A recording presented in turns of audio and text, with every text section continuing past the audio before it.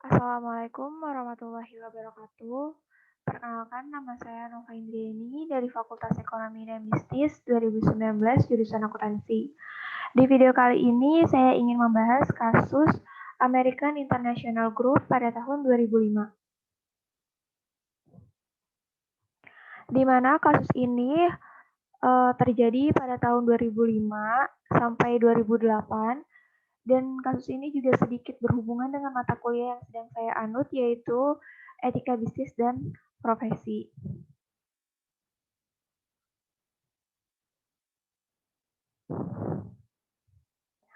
Nah, American International Group merupakan perusahaan asuransi terbesar di dunia dengan mempunyai kantor-kantor utama yang tersebar di berbagai negara, yaitu ada di New York, London, Paris, dan Hong Kong.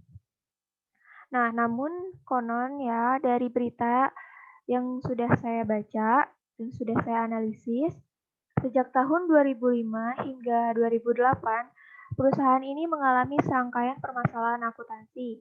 Yang pertama itu, American International Group dihukum karena melakukan kecurangan dalam pelaporan keuangan.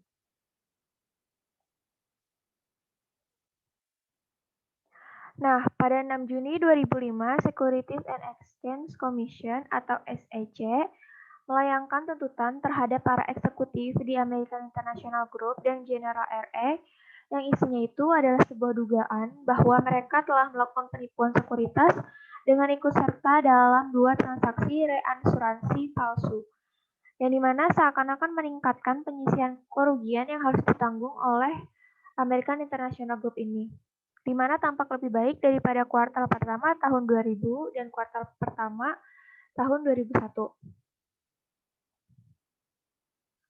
Nah, namun menurut SEC, transaksi tersebut dimulai oleh American International Group ini untuk memadamkan kritisi oleh analisis terkait dengan pengurangan penyisihan kerugian perusahaan tersebut pada kuartal ketiga tahun 2000. Miliuner Maurice Buffett yang memiliki General RE tidak terlibat dalam tuntutan ini. Namun Maurice Genberg selaku CEO dari American International Group ini diidentifikasi sebagai konspirator pembantu namun tidak dituntut karena dia mengetahui adanya transaksi palsu tersebut. Nah, setelah itu CEO ini itu diberi tekanan agar meninggalkan perusahaan tersebut.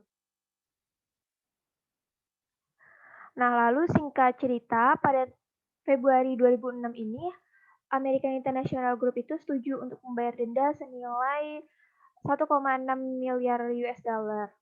Nah, sementara itu American International Group ini telah beberapa kali mengganti CEO-nya. Pada tahun 2005, Genberg digantikan oleh Martin Sullivan. Nah, ini adalah Maurice R. Genberg. Lalu setelah Genberg pada tahun 2005 itu digantikan oleh Martin Sullivan, yang kemudian digantikan lagi oleh Robert Willemstad pada Juni 2008. Setelah American International Group ini mencatat kerugian sangat besar, dan harga sahamnya juga pada saat itu mengalami anjlok.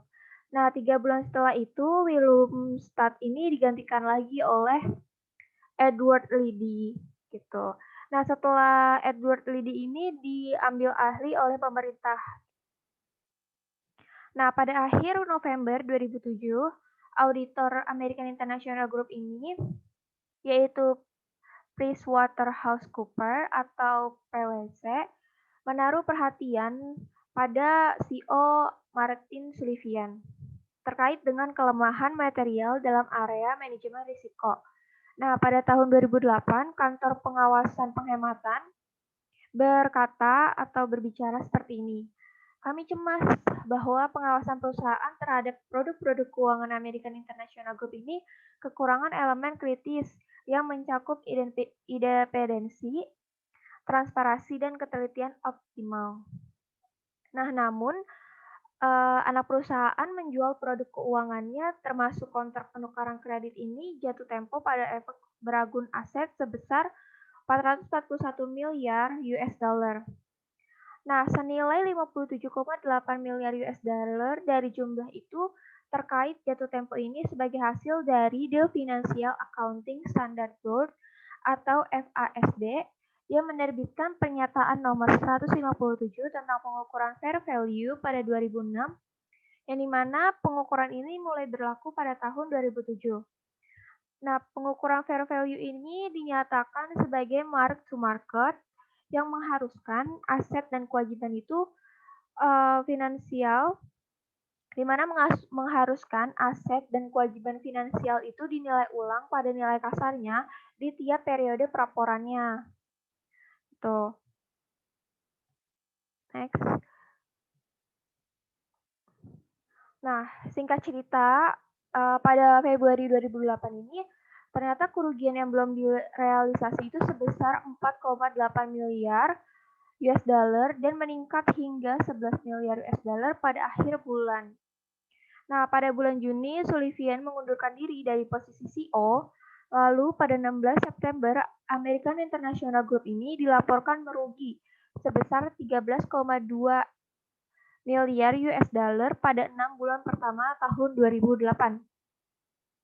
Di mana saham yang diperdagangkan pada harga 3,4 US dollar mengalami penurunan lebih dari 90% dari puncaknya pada akhir tahun 2006.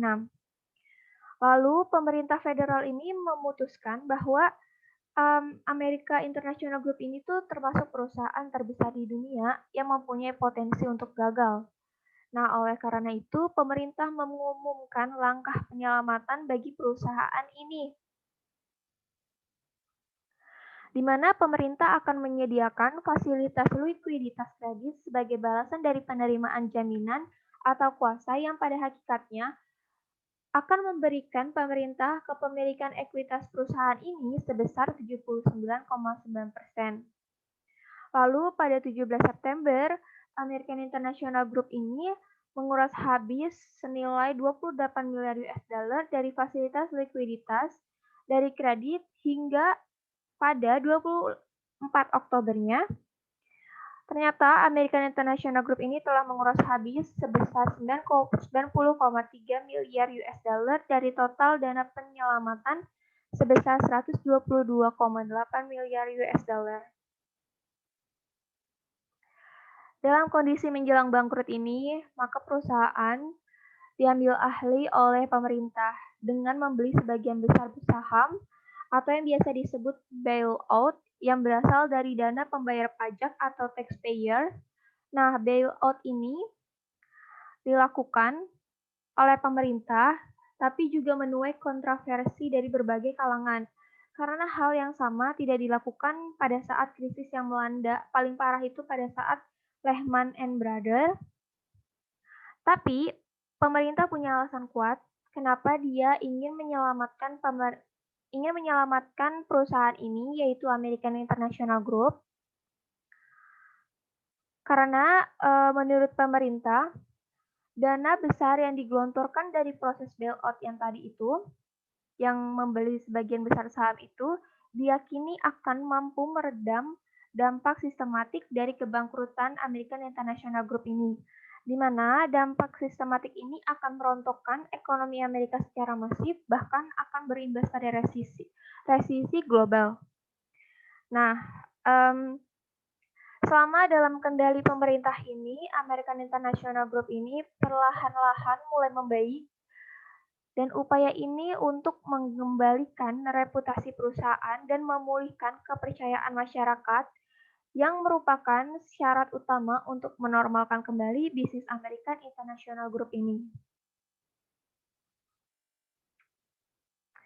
Nah, dalam kasus American International Group ini, beberapa isu finansial dan etik sebagai berikut yang bisa kita rangkum menjadi 5 poin.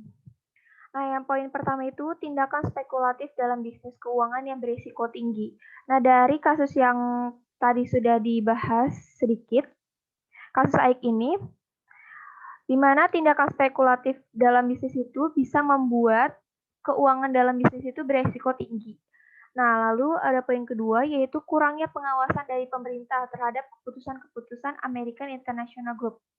Perlu diketahui keputusan-keputusan itu yang terjadi di perusahaan itu, eee, ada perannya stakeholder dari eksternal, di mana stakeholder dari eksternal itu ada dari pemerintah. Oleh karena itu, pengawasan dari pemerintah itu juga cukup penting untuk, menentukan keputusan dari perusahaan tersebut, gitu. Lalu yang ketiga itu kurangnya transparansi informasi American International Group kepada stakeholder eksternal. Nah, yang tadi disebutkan tadi, bahwa pemerintah itu memegang penting dalam, eee, pengambilan keputusan dalam suatu perusahaan. Nah, oleh karena itu, transparansi informasi itu harus benar-benar diterapkan dalam suatu perusahaan agar tidak menimbulkan miscommunication atau kesalahpahaman, gitu. Lalu poin keempat itu ada lemahnya pengawasan internal, seperti lemahnya, audit kayak gitu. Jadi, perannya audit internal itu ya untuk mengetahui atau menganalisis dan menelitik secara jauh apa saja sih masalah-masalah yang ada di perusahaan ini dan harus didiskusikan oleh direktur-direktur. Lalu yang terakhir itu perilaku mementingkan diri sendiri dari eksekutif American International Group tanpa peduli dengan eksternal stakeholder seperti masyarakat. Nah ini nah karena kita contohkan saja karena ketika kita mempunyai suatu jabatan yang jabatannya itu tinggi, bisa dibilang tinggi, itu um, dari diri kita punya sifat yang sombong, punya sifat yang mau menang sendiri, nggak mau kalah. Nah, itu menjadi salah satu faktor kenapa eksekutif American International Group ini mementingkan dirinya sendiri tanpa mementingkan atau memedulikan peran masyarakat dalam perusahaannya tersebut. Tanpa masyarakat, perusahaannya mereka pun tidak akan bisa berjalan dengan baik. Gitu. Nah, yang terakhir, jadi kesimpulan dari kasus yang sudah dibahas tadi, yaitu kecurangan dalam pelaporan keuangan. Nah, di mana karena melaporkan kerugian tidak terrealisasi dalam jumlah yang sangat besar. Nah, ini tuh berhubungan dengan materi fraud atau kecurangan dalam etika bisnis dan profesi. Di mana dijelaskan dalam kecurangan itu pasti memiliki niat jahat atau unsur jahat, kesengajaan, dan penipuan. Nah, lalu American International Group ini ternyata mengeksploitasi kelemahan peraturan dan ketiadaan pengawasan sehingga ada banyak sekali transaksi yang tidak bisa dipertanggungjawabkan dan akhirnya akan menimbulkan kerugian yang luar biasa. Gitu. Nah, ini juga berhubungan dengan etika seseorang dalam berbisnis.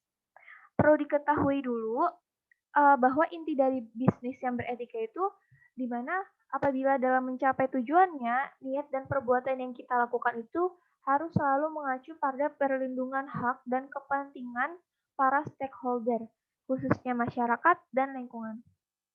Oleh karena itu, dalam pelaksanaan bisnis yang beretika, tidak hanya disebabkan oleh keharusan menaati peraturan, tapi perusahaan juga akan memperoleh manfaat dari dia beretika itu ketika dia menjalankan bisnisnya itu secara beretika, yang berarti secara jujur, secara adil, dan secara taat. Gitu.